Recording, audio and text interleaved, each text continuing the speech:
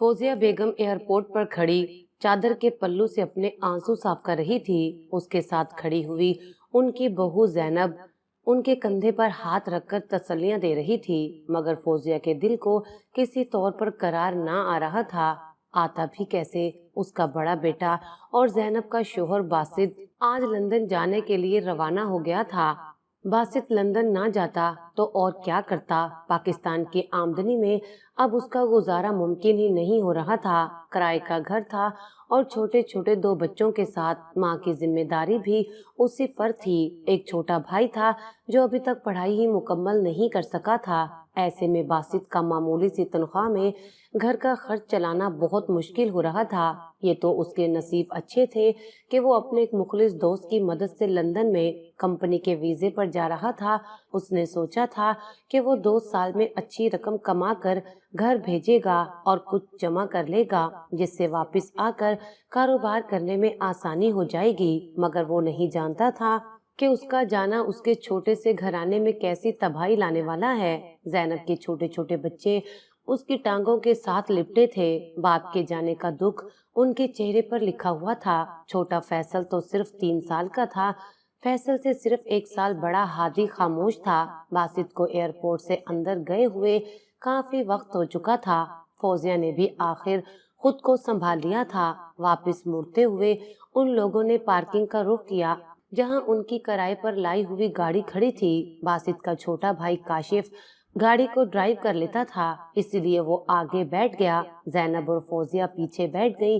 जैनब के दोनों बच्चे भी उसी के साथ थे। वापसी के सारे रास्ते फौजिया ने जैनब से कोई बात नहीं की। जैनब तो सास की ये नापसंदीदगी तो उसी दिन से झेल रही थी जिस दिन बासित उसे अपनी मर्जी से ब्याह कर इस घर में लाया था। फौजिया को शुरू से ही इस बात का कलक था कि बासित ने उसकी भांजी के मुकाबले में जैनब को क्यों पसंद किया, जो कि गैर खानदान से थी। मगर बासित ने कभी उनकी बात को अहमियत नहीं दी थी। वैसे भी अब वो बासित के सामने तो जैनब के साथ अच्छा रवैया रखती थी, लेकिन असल हकीकत तो जैनब ही जानती थी।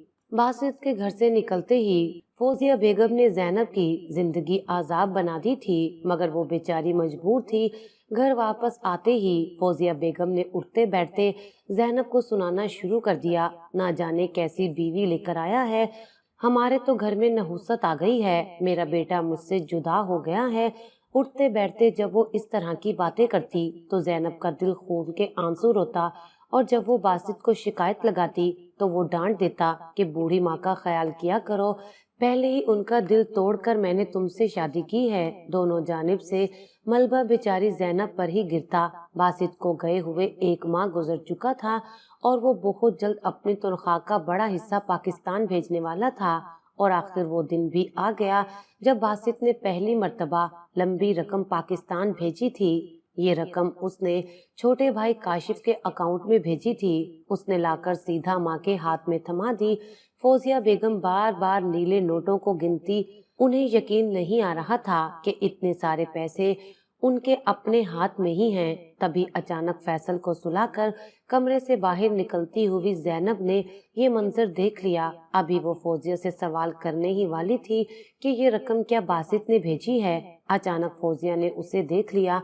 उन्होंने तेजी से अपने हाथ में मौजूद रकम अपने घुटने के नीचे दबा दी। जैनब हैरत ज़दा रह गई मगर कुछ ना बोली। फौजिया ने फौरन अपने चेहरे के तासुरात सख्त करते हुए उसे कहा, कब से बच्चे को सुला रही हो? सर में शदीद दर्द हो गया है, 1 कप चाय ही बना दो। उसके बाद रात के खाने के लिए कुछ अच्छा सा इंतजाम कर लेना। आज फरहत ने भी खाने पर आना है। फरहत उनकी छोटी बेटी का नाम था जो शादीशुदा थी। जैनब अपनी सास से रकम के बारे में पूछना चाहती थी। उसने अपने बच्चों को स्कूल दाखिल करवाना था और उसके लिए एडमिशन फीस दरकार थी, मगर उसकी हिम्मत ना हुई कि वो फौजिया बेगम से पैसों का सवाल करे। ऊपर से फरहत की आमद ने उसे मजीद टेंशन में डाल दिया। वो खामोशी से किचन में जाकर चाय बनाने लगी। फौजिया बेगम काशिफ के साथ खुसर फुसर करके कोई बात कर रही थी। जैनब फौजिया बेगम को चाय बनाकर देने के बाद किचन में बर्तन धो रही थी। जब काशिफ बाजार से लदा हुआ वापस आया, उसके हाथ में शॉपर ही शॉपर थे। बकरे का गोश्त, दूध, दही और मीठे का सामान, ना जाने क्या कुछ वो उठा लाया था। जैनब इतना सामान देखकर हैरान रह गई। इतना सब कुछ तो उनके यहाँ हफ्तों में भी ना आया करता था। आज फौजिया बेगम ने एक ही दिन में इतना सब कुछ क्यों मंगा लिया था? इसी हैरानगी में वो किचन से बाहर निकल आई। सामने ही फौजिया बेगम टीवी ऑन किए बैठी थी। अम्मी, आपने इतना सारा सामान क्यों मंगवाया है? बकरे का तकरीबन 4 किलो गोश्त है। जैनब के सवाल पर फौजिया बेगम ने एकदम उसे जवाब दिया, क्यों भाई, क्यों जाया हो गया? मेरी बेटी आ रही है, उसी के लिए पकवा रही हूँ। तुम ऐसा करो, आधा पका लो और आधा पैकेट बनाकर फ्रिज में रख दो, और ज्यादा नजर रखने की जरूरत नहीं। मैं जो मंगवाऊं, जितना मंगवाऊं, वो घर वालों के लिए ही है। तुम्हें अगर ये ख्याल आ रहा है कि तुम्हारे शोहर की कमाई जाया हो रही है, तो कान खोल कर सुन लो। वो तुम्हारे शोहर की नहीं, बल्कि मेरे बेटे बासित की कमाई है, और उसने वो मेरे लिए भेजी है। तुमने अगर यहाँ रहना है तो खामोशी से रहो, वरना चुपचाप अपना बोरिया बिस्तरा उठाकर माँ के घर चली जाओ। फौजिया बेगम की इतनी तल्ख बात सुनकर जैनब तो हक्का बक्का रह गई थी। उसने समझ लिया था कि फौजिया बेगम बासित के जाने के बाद मजीद शेर हो गई हैं। वो खामोशी से किचन में वापस आई और खाना पकाने का इंतजाम करने लगी। थोड़ी देर बाद फैसल उठकर रोता हुआ उसके पास आ गया। काशिफ बाहर बैठकर मजे से मोबाइल पर गेम खेल रहा था। जैनब ने एक उम्मीद भरी नजर उसकी तरफ डाली कि शायद वो भतीजे को अपनी तरफ मुतवज्जा कर ले तो वो सुकून से खाना बना ले, मगर काशिफ अनजान बनकर बैठा रहा था। अचानक दरवाजे पर शोर उठा। अरे मेरी बच्ची आ गई, जा काशिफ, जल्दी जा, दरवाजा खोल। बेचारी ससुराल के काम करके थकी हारी आई है, अब दरवाजे पर खड़ा ना होना पड़े। फौजिया बेगम ने काशिफ को भगा दिया। वो भी लपक कर दरवाजा खोलने चला गया। दरवाजा खुला और मेकअप से अटी हुई फरहत अंदर दाखिल हुई। उसने भारी भरकम जोड़ा पहन रखा था। अंदर आते ही वो फौजिया बेगम से मिली थी। फिर फरहत अपने दुखड़े सुनाते हुए बोली, अम्मी, आतिफ की अम्मी को तो सवाल जवाब की इतनी ज्यादा आदत हो गई है, अभी भी आते हुए गले ही पड़ गई कि मेरे लिए खिचड़ी बनाकर चली जाओ, मुझे बाजार से लाया हुआ खाना हजम नहीं होता। आप बताइए अम्मी, इतनी गर्मी में मैं किचन में खड़ी होकर उनके लिए खिचड़ी कैसे बनाती? मैं तो चुप करके निकल आई थी।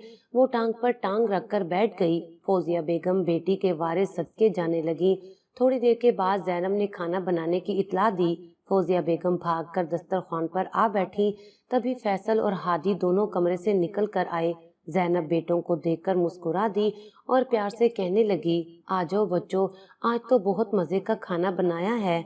आज मैंने गोश्त बनाया है। हादी गोश्त का शौकीन था, मगर चूंकि गोश्त महंगा था तो घर में कम ही पका करता था।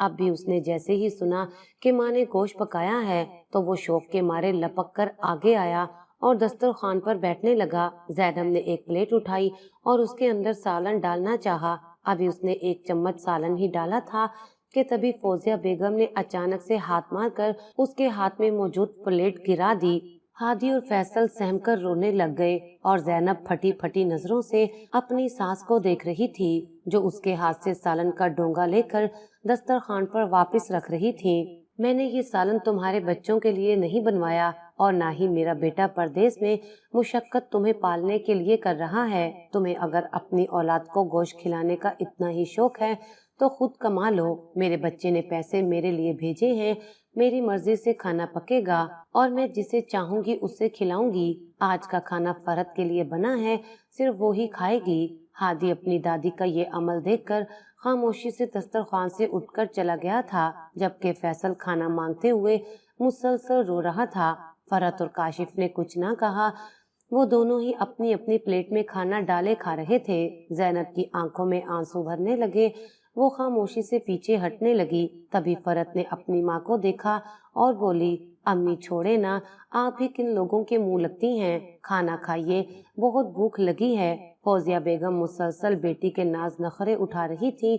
जैनब नम आंखों से अंदर कमरे में चली गई। उसने रोटी के साथ अंडा बनाया और जाकर बच्चों को खिला दिया। मगर ये सिर्फ एक दिन की कहानी नहीं थी, उसके बाद तो गोया मामूल बन गया। बासित हर माह लाखों रुपए माँ को भेजता, मगर मजाल है कि उस लाखों रुपए में से एक ढेला भी जैनब को नसीब हो जाता। बच्चे अभी तक स्कूल जाने से कासिर थे और खुद जैनब भी रुपए को तरस रही थी। मगर घर में दूध आता तो फौजिया बेगम अपनी निगरानी में फ्रिज में रखवाकर फ्रिज को ताला लगा देती और चाबी अपने पास रख देती। पकाने के लिए जो कुछ भी मंगवाती सर पर खड़े होकर पकवाती। रोजाना घर में गोश्त पकता, मगर मजाल है कि एक बोटी भी जैनब या उसके बच्चे खा सकते। उनके लिए अलहदा सब्जी मंगवाई जाती। फौजिया बेगम जैनब से न जाने कौन से बदले ले रही थी। जैनब के बच्चों के साथ भी फौजिया का सलूक इंतहाई बुरा था। उस दिन फैसल को इंतहाई तेज बुखार था। जैनब के पास डॉक्टर के पास ले जाने के लिए पैसे न थे। उसने फौजिया बेगम से पैसे मांगे, मगर उन्होंने सुनी अनसुनी कर दी। जैनब को शदीद गुस्सा आया। वो बच्चों को लेकर सरकारी अस्पताल चली गई। डॉक्टर ने दवाई तो दी, मगर साथ ये भी कहा कि बच्चे में खून और तवानाई की शदीद कमी है और गले की खराबी की वजह से ठोस ग़िज़ा देने को भी मना किया। डॉक्टर ने ताकीद की कि फैसल को यखनी पिलाई जाए। जैनब जानती थी कि वो बच्चे को यखनी नहीं पिला सकती। घर में जो कुछ भी पकता था, इन नेमतों पर उसका और उसके बच्चों का कोई हक न था। घर आते ही उसने बासित को फोन मिलाया। PTCL नंबर था। जैनब के पास तो अपना कोई मोबाइल भी न था। बासित के लंदन जाने के बाद आज पहली दफा था कि जैनब फौजिया बेगम की गैर मौजूदगी में बासित से बात कर रही थी। जैनब ने दबे दबे लफ्जों में बासित को फैसल की बीमारी और फौजिया बेगम के सख्त रवैये के बारे में बताया, मगर बासित उल्टा उसी पर चीखने चिल्लाने लगा। कहने लगा, मैं यहाँ से इतने पैसे भेजता हूँ, तुम कहाँ उड़ाती हो? जब भी मैं अम्मी से पूछूं कि कुछ रकम जमा की है तो वो यही कहती हैं कि तुम्हारी बीवी की शॉपिंग ही खत्म नहीं होती। बताओ जैनब, मैं क्या सारी उम्र यहाँ लंदन में बैठा पैसा ही कमाता रहूंगा? मुझे वापस भी आना है। अगर तुम इसी तरह फजूल खर्चियाँ करती रही और रोजाना गोश्त पकाती रही और एक वक्त में किलो किलो दूध बच्चों को पिलाती रही, तो बताओ तुम बचत किस तरह करोगी? वो बोलता ही चला गया। जैनब हक्का बक्का ये सारी बातें सुन रही थी। उससे तो बोला ही नहीं जा रहा था। आंसू उसके हलक में अटक कर रह गए थे। तंग आकर उसने फोन बंद कर दिया। शोहर को क्या बताती कि किलो दूध की बजाय उसके बच्चे तो एक घूंट दूध को भी तरस गए हैं। फैसल खुद ही ठीक हो गया। उसे यखनी बनाकर देने की फौजिया बेगम ने इजाजत ही ना दी। अगले ही दिन फरहत आ गई। फौजिया बेगम ने लंबा चौड़ा मेन्यू जैनब के हाथ में थमाया और ताकीद की, खाना बेहतरीन बनना चाहिए, और खुद फरहत को लेकर बाजार चली गई। रात तक जैनब थक हार चुकी थी। फरहत के लिए खाना बना बना कर उसकी कमर टूटने लगी थी। बच्चे अलग नजर अंदाज हो रहे थे। जिस वक्त फौजिया बेगम वापस आई, उनके हाथ में शॉपर ही शॉपर थे। फौजिया बेगम ने फरहत को और उसके बच्चों को शॉपिंग करवाई थी। जैनब ने बेध्यानी में देखा और फिर नजर हटाना ही भूल गई। बेअख्तियार उसने हाथ से अपनी कमीज का वो हिस्सा छुपाया जहां उसने पेवंद लगा रखा था। बासित के लंदन जाने से पहले तो उनके हालात कभी इतने अच्छे थे ही नहीं कि वो उसे गर्मी सर्दी के कपड़े बनवा कर दे सकता। वो अभी तक अपने बरी और जहेज के कपड़ों में ही गुजारा कर रही थी, मगर अब जब शोहर लाखों कमा रहा था, तब भी वो फटे हुए कपड़े पहनने पर मजबूर थी। और आज उसके सामने उसकी नंद ब्रांड्स लॉन के कपड़े फैला फैला कर देख रही थी। उसके चेहरे पर खुशी ही खुशी थी। आज वो अपने बच्चों को भी साथ लेकर आई थी। उनके लिए महंगे खिलौने खरीद कर लाई थी। फौजिया बेगम एक एक खिलौना उठाकर फरहत के बेटे के हाथ में पकड़ा रही थी। वो जब खेलने लगता तो फौजिया बेगम बड़ी खुश होती। तभी अंदर से फैसल निकल कर आ गया। वो मासूम बच्चा था। उसने जब खिलौने देखे तो अपनी माँ से रोते हुए खिलौना मांगने लगा। जैनब उसे चुप कराने की कोशिश करने लगी। तभी फौजिया बेगम ने उन दोनों को देख लिया। हाँ हाँ, लगा दो नजर मेरी बेटी की मासूम खुशियों को। तुम माँ बेटों से तो हजम नहीं होता कि कोई और खुश हो जाए। कब से यहाँ खड़ी मेरी बच्ची के कपड़ों को घूरे जा रही हो। आग लगाना चाहती हो क्या? अब अपने सपोले को भी अंदर ले आई हो ताकि मासूम बच्चे से खिलौने छीन ले। अरे लेकर जाओ इसे यहाँ से। मुझे तो इनकी शक्लें ही अच्छी नहीं लगती। और तुम भी अब यहाँ से गायब हो जाओ। जाकर चाय बना कर लाओ और उसके बाद खाने का इंतजाम करो। फौजिया बेगम ने जैनब को बुरी तरह से झड़क दिया। वो अपने आंसू पीते हुए फैसल को उठाकर अंदर ले गई। उसे इतना तो दुख न था, मगर अपने बच्चे के आंसू उससे बर्दाश्त नहीं हो रहे थे। اس رات فرحت کا میاں غیر معمولی طور پر اسے ذرا جلدی لینے آ گیا، ورنہ عام طور پر وہ دیر سے آتا تھا۔ تب تک زینب اپنے بچوں کو لے کر کمرے میں سونے جا چکی ہوتی تھی۔ اس وقت وہ کچن سمیٹ کر اپنے کمرے میں ہی جا رہی تھی جب اس نے وہ منظر دیکھ لیا جس نے اسے حیرت کے ساتھ ساتھ شدید دکھ میں بھی مبتلا کر دیا تھا۔ فوزیہ بیگم جو اپنے بیٹے کی اولاد پر 1 روپیہ لگانے سے پہلے ہزار مرتبہ سوچتی تھی، وہ فریج میں سے گوشت اور دودھ کے شوپر اٹھا کر فرحت کے حوالے کر رہی تھی۔ فرحت شوہر کو دکھانے کے لیے معمولی سا انکار کرتی تو فوزیہ بیگم پیار سے کہنے لگتی، ارے انکار کیوں کر رہی ہو بیٹی، بھائی کی کمائی پر تمہارا بھی تو حق ہے، ویسے بھی یہ چیزیں یہاں پر پڑے پڑے گل سڑ جاتی ہیں۔ زینب اور اس کے بچے تو کھا کھا کر سیر ہو چکے ہیں، اور میں ٹھہری بوڑھی جان، مجھ سے تو اتنا گوشت کھایا ہی نہیں جاتا۔ تب فرحت مسکراتے ہوئے جلدی جلدی سارے شوپر پکڑنے لگتی۔ زینب یہ منظر دیکھ رہی تھی۔ اس روز اس کا جی چاہا کہ وہ اپنے بچوں کو لے کر اس گھر سے چلی جائے۔ فوزیہ بیگم پلٹی تو ان کی نظر زینب پر پڑ گئی۔ ایک دفعہ تو وہ بکھلا گئی، مگر اگلے ہی پل وہ زینب کو نظر انداز کر کے اپنے کمرے کی جانب بڑھ گئی تھیں۔ تبھی ایک روز وہ ہوا جس کا فوزیہ بیگم کو ذرا اندازہ نہ تھا۔ شام کے 4 بجے دروازہ بجا۔ فوزیہ بیگم لاؤنج میں بیٹھی ٹی وی دیکھ رہی تھیں۔ انہوں نے بے خیالی میں آواز لگا دی، دروازہ کھلا ہے، اندر آ جاؤ۔ آنے والا اندر آ گیا۔ وہ کوئی اور نہیں بلکہ باسط تھا۔ کندھے پر بیگ ڈالے وہ اس قدر صحت مند اور حشاش بشاش لگ رہا تھا۔ فوزیہ بیگم اسے دیکھ کر پہلے تو سٹیا گئیں اور پھر خوشی کے مارے اٹھ کر اسے لپٹ گئیں۔ باسط بھی ماں سے مل کر بہت خوش تھا۔ باسط نے ادھر ادھر نظریں دوڑائیں، وہ زینب اور اپنے بچوں کو تلاش کر رہا تھا۔ تبھی اندر کمرے سے فیصل اور ہادی کھیلتے ہوئے باہر نکل آئے۔ ان کے ہاتھ میں ایک بے حد پرانا سا ٹوٹا ہوا کھلونا تھا جس پر وہ دونوں لڑائی کر رہے تھے۔ باسط نے انہیں دیکھا تو حیران رہ گیا۔ شدید سردی کے موسم میں بھی ان دونوں نے چھوٹے چھوٹے نکر اور شرٹیں پہن رکھی تھیں جن کے بازو آدھے تھے، ان کے پاؤں بھی ننگے تھے، دونوں حد سے زیادہ کمزور ہو چکے تھے۔ باسط نے انہیں دیکھا تو پہچان نہیں پایا تھا۔ فوزیہ بیگم نے اس کی نظروں کے تعاقب میں بچوں کی جانب دیکھا تو سٹیا گئی۔ وہ کیا بتاتی کہ انہوں نے بہو کو کبھی بچوں کے کپڑے بنانے کے پیسے دیے ہی نہیں تھے۔ اس سے پہلے کہ فوزیہ بیگم کچھ کہتی، زینب کچن سے نکل آئی۔ وہ باسط کو دیکھ کر بے حد حیران ہوئی تھی۔ دونوں نے ایک دوسرے کا حال احوال پوچھا۔ تبھی باسط کی نظر زینب کی قمیض پر پڑی۔ وہ جا بجا پھٹی ہوئی تھی اور اس میں پیوند لگے ہوئے تھے۔ باسط کے ماتھے پر بل پڑ گئے تھے۔ کیا حلیہ بنا رکھا ہے تم نے، اور بچوں کو دیکھ کر لگ رہا ہے جیسے یہ کسی فقیر کے بچے ہوں۔ میں لندن سے لاکھوں روپے گھر بھیجتا رہا ہوں، کم از کم ان کے لیے اچھے کپڑے تو خرید لیتی۔